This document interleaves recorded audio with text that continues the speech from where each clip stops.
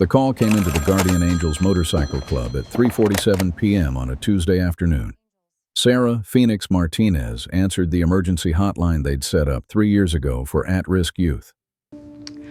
Guardian Angels, this is Phoenix. How can we help? Please, I need help. I don't know who else to call. Sarah immediately signaled to her president, a woman named Victoria Steele Johnson. Something in that voice raised every protective instinct. "Sweetheart, what's your name? Where are you?" Sure, my name is Emma. Emma Collins. I'm on Highway 52. By mile marker 47. I ran away. I can't go back. Please, you have to help me. Emma, honey, we're coming to get you. Stay on the line with me. Are you hurt? Are you in immediate danger? I'm not in danger right now, but I was. He hurt me, and I ran. I've been walking for hours.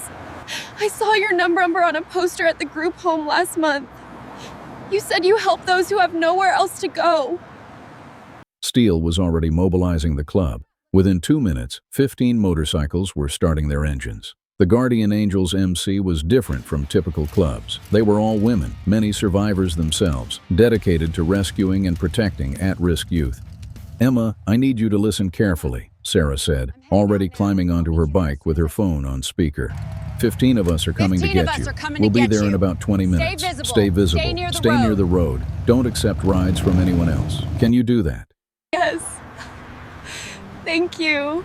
Thank you so much. Emma Collins was 16 years old and had been in the foster system since she was 8. Her parents had died in a car accident, and she'd bounced through 7 different placements in 8 years. The last one, the Riverside Group Home, had seemed okay at first.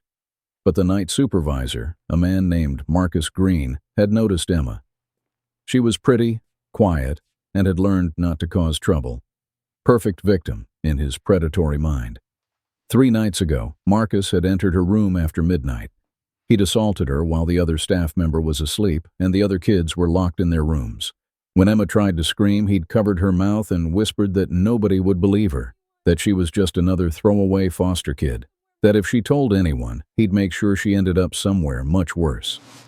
Emma had pretended to be okay the next day. She'd gone to school, acted normal, and waited. That night, she'd packed a small backpack with everything she owned. 2 changes of clothes, a photograph of her parents, and $43 she'd saved from odd jobs. She'd climbed out her window at 2 a.m. and started walking, away from the group home, away from Marcus Green, away from a system that had failed to protect her. She'd been walking and hitchhiking for almost 40 hours when she finally broke down beside Highway 52. She'd remembered the poster she'd seen in the group home hallway, the Guardian Angels MC, with their motto, "When the system fails, we don't." Now she sat on a guardrail, her small backpack beside her, watching the highway and praying those motorcycles would really come. The sound reached her before she saw them, a rumble that grew steadily louder. Then, cresting the hill, a line of motorcycles appeared. 15 women on Harleys, wearing leather vests with angel wing patches. They pulled over in formation, engines cutting off simultaneously.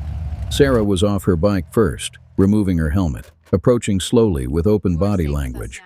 "Emma?" The girl nodded, tears already streaming down her face. "Honey, you're safe now. We've got you." Honey, you're Emma safe now. collapsed forward, We've got you. and Sarah caught her.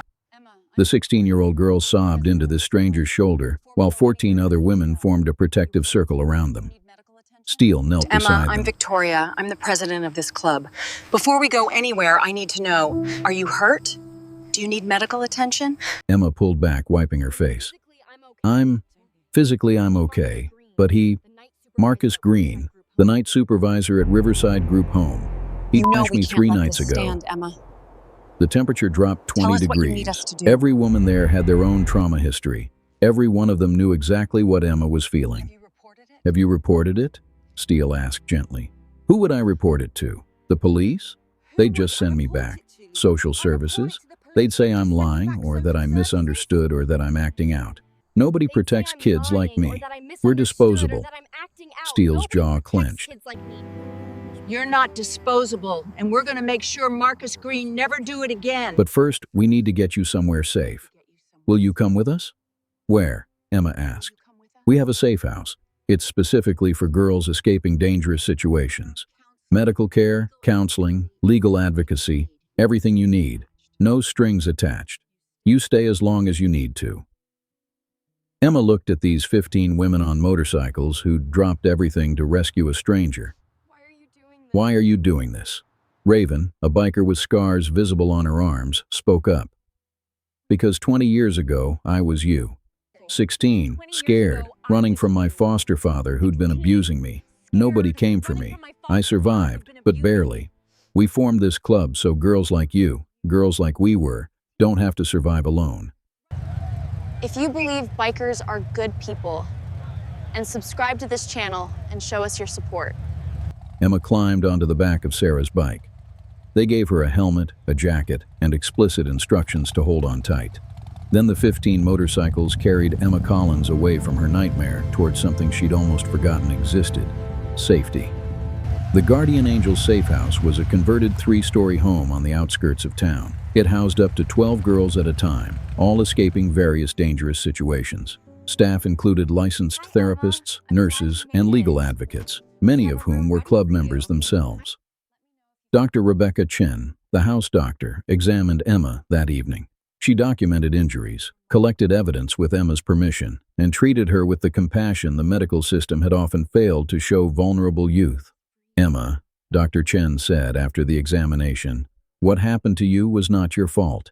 You didn't cause it. You didn't deserve it. And we're going to make sure you get justice.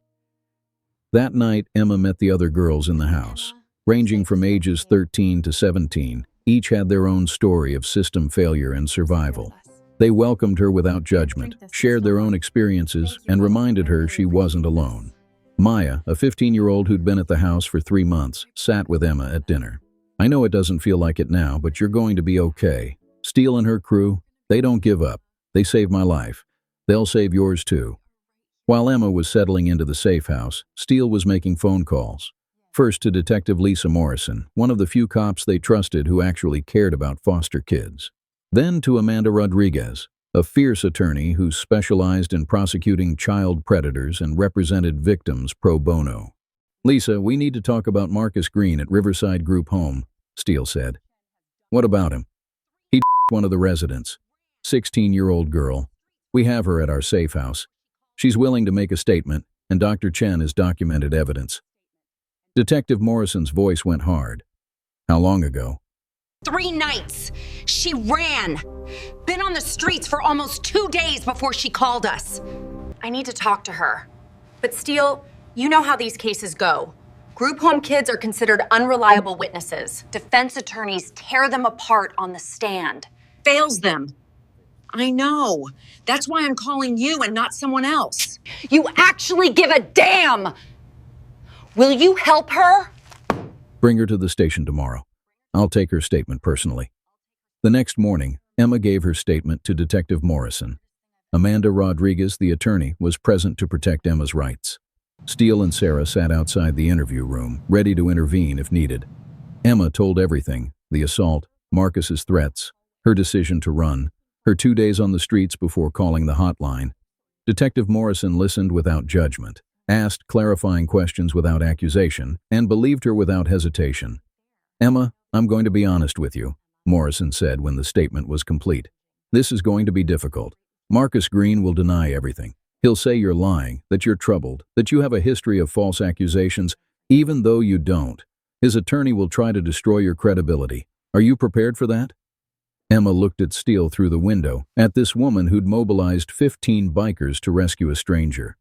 Yes, because if I don't stop him, he'll hurt someone else. Another girl who won't have the number for Guardian Angels. Another kid who won't make it out.